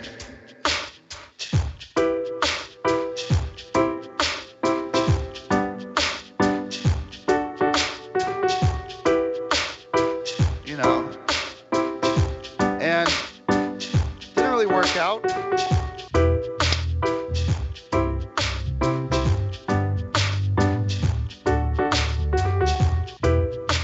But I realized that, like, very early on, it's not about making money, it's about living the artist lifestyle. And that's what I wanted to do. So said a man who feel him a fool, for he be the wise man. For the man who don't think he's a fool, he control his destiny, but he's too cool for himself, yeah.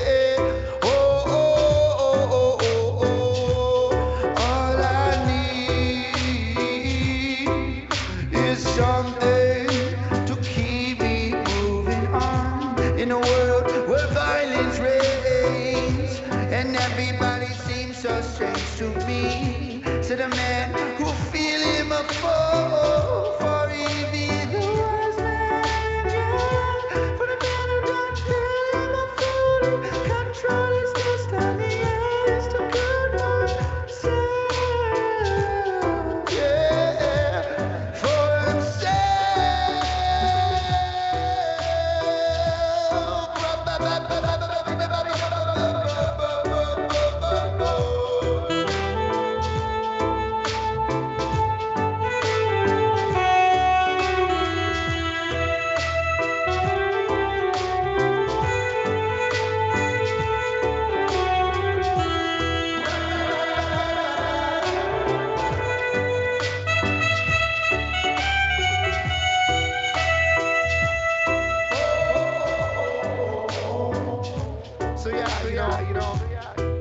I used to want to be a reggae singer.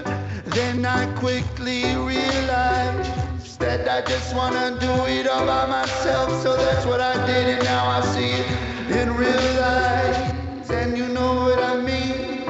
It's all about finding the perfect balance in between what you want and what you need. That's what I realized when I was 13. Now I just sing a little bit reggae songs and do whatever I want to just try to give myself along.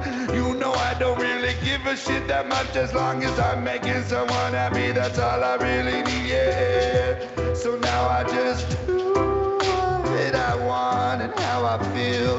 That's what music feels so real, yeah.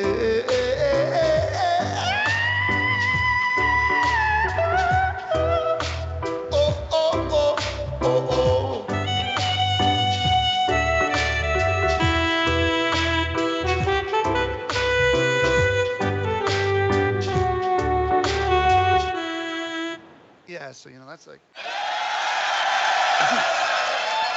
Let's go.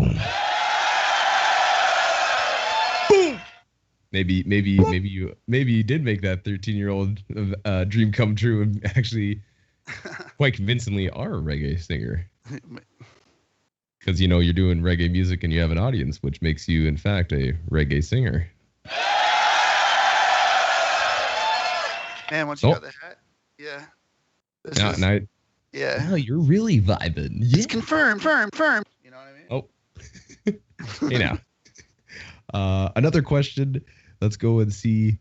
Someone asks, how many hours do you have in Rust? 3,500. And I have 750 hours just on UKN practicing MP5 AK and semi with some revolver and some Python spray. I'll fuck you up. Honestly, I will eat you alive. I also played with DML and I played with TN. So I played with 2 40+ person clans on Rusty Moose and on Restoria. And I used to be one of their PvPers and their farmers. So to you. Whoever that is, you don't want that smoke. You don't want that smoke. Literally. None of it. Another question, Nish, from our audience here. Someone wants to know, would you be willing to set up a PO box for your fans to send you things? I would. I'm going to eventually, but dude, man, like my fans send me some weird stuff every time I do that. Like one time I did that, and someone just sent me like 50 marijuana seeds, and I was like, okay, that's a felony. That's a straight up felony. And you got to really watch out with how that goes. But eventually I will. I just moved to South Dakota from California, so I'm kind of getting settled in. I just got a puppy. Her name's Rosie. She's an Aussie Labrador Doodle mix. She's great. She's at Puppy University right now, which is spent some money on that, but she's learning how to sit and all that stuff that I don't want to do. And when I get all settled down and my puppy's dealable with, I'll start working on that stuff, Right. So coming soon, hopefully. Someone called, quote unquote, oh, actually, no, this is Heidful doing the editing for us, saying, quote unquote, inappropriate name viewer. What is your weirdest sound? You were in the collapse video, so what do you consider your weirdest sound? I think like this is weird, but right, a little jerk out there, a little jerk off. But yeah, I could do that. I got like weird. That's like the weirdest sound I could do, and I learned it from Frisco actually. Just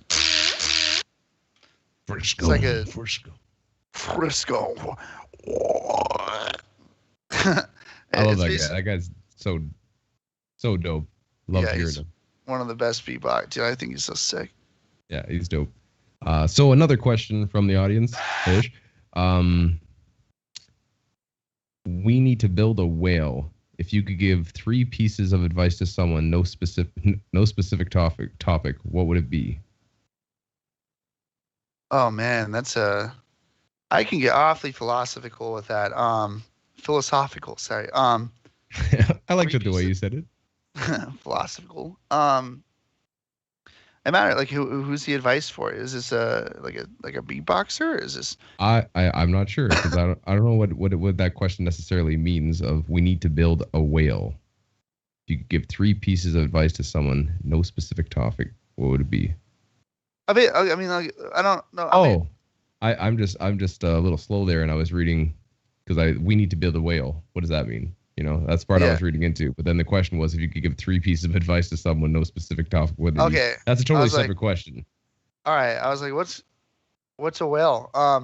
Yeah, I mean, 3 pieces of advice is like, even though people are toxic sometimes, you have to realize that everybody goes through things, and sometimes it's on you to be a good person and be there for them. So I think a lot of culture right, and this is my first advice, is a lot of culture right now will tell you, like, cut all the toxic people out of your life. You know, the Gary Vaynerchuks would be like, you got a family? You got a family? You don't need them. You don't need them. Get rid of them. None of that. Always try to, like, find a way to have people in your life that you know matter and be there for them when things are down. Because mental illness sucks, and mental illness is very, people like to romanticize it until it's not pretty, and then they treat people like crap for it, rather than realize that, like, part of being a friend with someone or being a parent or being that someone with mental illness is being there for them when they have it, and not just when they're on the up and up, you know, because people have their downs. Secondly, you know, always try to work on whatever it is that you want to do, be the best at. You know, if you want to be the entertaining, multi-instrument singing improv guy, you know, practice your synonyms. If you want to be the marketing, or, you know, if you want to be the best barber in the world, watch videos on your own time. Don't just believe in school. You know, there's a lot more to learn outside of school for what you're trying to do. Thirdly, take care of yourself, you know, like have relaxing times, you know. My relaxing time is I love to play WoW, dude. I love to play video games. TBC, shout out Heartseeker, shout out Hot Tub Time Machine. Okay. You know, shout out to the boys, shout out Destine, shout out Pogo, shout out Big Big. Shout out Kydros, shout out Josh. All right. Shout out Sumo. Sorry, I got a lot of friends in that guild. Shout out all the rest of you too, you know. You know, play your games, man. Find your zen, the thing that you can, like, do and do it mindlessly, because when you're turned on all the time, which is, you know, not, come on guys, calm down, not that way, but you know, but when you're when you're stimulated all the time, you know, through the internet and through content and stuff, you need to, and you're trying to engage with said stimulation, you need to find a way to have, like, a very stupid thing you can do that makes no sense and is just blank. And that's what, you know, playing WoW or Mordhau or whatever game, or Rust, sitting on UKN and listening to Suicide Boys and, you know, shooting a gun. That's what it is for me, man. And you gotta find that zen. You know, maybe it's gardening, maybe it's working out, whatever you want to do. And you should also work out too. I try to run with my dog all the time, but you know, find that for yourself, and also learn how to cook. Yeah. Learn how to cook. That's the biggest skill. That's the biggest adult skill you can have, in my opinion, outside of, like, learning how to make money, is learning how to cook. So, there you go. Those were pieces of advice from Mr. Wobbles to our audience. And on another note, I think Heidfeld was telling me that he also plays. Let me see here. He said to me something. He said he plays on Restoria server, but EU. So he plays that. The guy. I play EU sometimes, just, like, you know, on Mondays, Tuesday late at night when I want to get PvP. I feel it, dude. I mess with that. Big ups to big ups. Again, big ups, big Heidfeld. He's been running all the streams. He's been doing a lot of work for Swiss Beatbox and spending hours being the guy behind all this stuff and setting up and dealing with everybody's terrible connections that come up and all these different things. So big ups to you one more time, Heidfeld. Thank you very much. Yeah, man, we've been chatting for a little while here. I wanted to go and say, is there anything that you want to talk about that I haven't touched on throughout this time? Anything that you want to bring up? Anything that you feel like talking about? Because we did a good long talk here, brother. Yeah, 2 hours, dude. Whatever you. I mean, we covered a lot of subjects here, Scott. We went over some stuff here, man. I mean, if you have any topics for me that you really want to get, like if there's like anything super hardcore you want to know, go for it. But I mean, I feel like you kind of picked my mind, man. And you did your research. You're a great interviewer, just as good as you are on stage and being the lifeblood of an emceeing and doing that. You're just as good as at interviewing, dude. You're a very sociable dude. I really enjoyed this at my time here. I've had a good time with you too, and I'm looking forward to seeing you again in the real life, not over the internet, but I'm looking forward as well to going and seeing videos and new music. So before we jump off, questions that always asked too is, where can people go to support you? Because I know that you have merch available on Teespring. I know that you have all sorts of the social media. So where can people go and view you, support you, and anything that you want to plug before we jump out of here, brother? Anything I want to plug? Well, I stream on Mr.Wobbles Extra. I do VR chat, production, song request streams. I talk about my setup. I do everything there. I have a Discord. That's discord.gg/wobbles. If you want to join that, you can ask me whatever you want, as long as it's not weird. If you're weird, I'll probably ignore you, which is fine. But it is how it is. My main channel is Mr. Wobbles. Go follow me there. I don't really have anything coming out. I have a reggae video coming out tomorrow. It's going to be super sick. Go check it out there. Past that, man, thank you so much for having me. It's been a pleasure to have you on. And again, you're from being the kid who always wanted his dad's USB interface, or the interface at 13 or whatever age you said you were, to being able to use all the stuff you have now in production, from being the kid delivering a lovely speech at an unfortunate circumstance, but getting that and bringing it to where you are now, from being the kid who jumped on at 11, started putting out videos, to being the guy you are now, man. You have come a far, far way, and I can genuinely say I'm excited to go and see where your career goes. Thank you so much, Scott. We got to get George's next time I come out. Okay. Boom. 100%. I'll come down and check out your family's restaurant. I'm totally down to have you, man. All right. I appreciate that. But all right. See ya. Ladies and gentlemen, once again, Beyond the Beats, episode 58 with Mr. Wobbles. Go check out his music. He's on Spotify. Go check out his YouTube page. And there's endless content there that is so well done. As he said before, check out a video, and because he's done the work, there's multiple videos for you to check out afterwards. So go down the rabbit hole of Mr. Wobbles and find out all about him, see his content, and check out the Mr. Wobbles Extra as well. Go ahead and check out, and if you want to get some t-shirt, you want to go and get yourself some merch for your candy, go and check out Teespring. Get on that stuff. Aside from that, ladies and gentlemen, once again, Beyond the Beats, episode 58. My name's Scott Jackson. Call your friends and family, tell them you love them, spend time, be a good person, all that good jazz, and keep your beatbox skills sharp. Until the next time, we'll be seeing you there, live and direct. Anyways, ladies and gentlemen, with that, once again, that is time.